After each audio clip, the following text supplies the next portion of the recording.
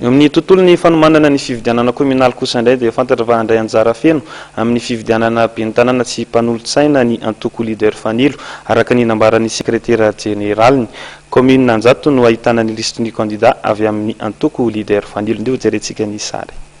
Commune Efajato amin'ireo 340 misy eto Madagasikara no isy ny listin'ny candidat avy amin'ny antoko leader fanilo amin'ny fividianana ben'ny tanàna sy mpanolotsaina izay totsaina ny raika amin'ny telopolo Jolay 2024.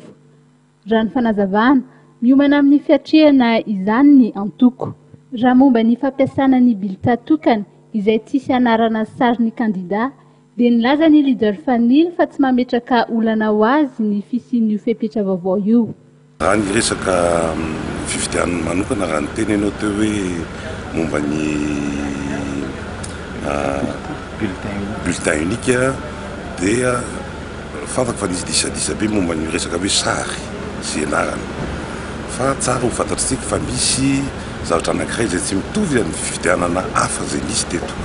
Raha taditsika tao aoriana teo dia nisy amin'ny fividianana ben'ny tanàna sy mpanolotsaina izay tsy manokana izany.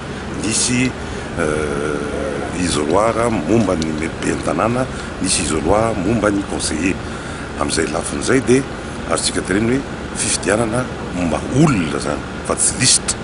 Zay ny mahasamihafa an'le zao fividianana antsika zay atrehantsika zao resaka lista io. Ka ny lista matetika tsy anaran'olona no mety na sarin'olona fa na logo an'ny antoko na logo an'ilay association.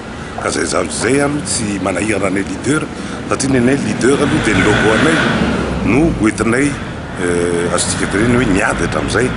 Nilaza ihany koa ny sekretera general ny antoko leader fanilo fa zava-dehibe ho an'ny candidat indrindra ny mpanolotsaina ny tanàna ny nandraisan'ny fitondrana fepetra vaovao momba ny fandoavan-ketra.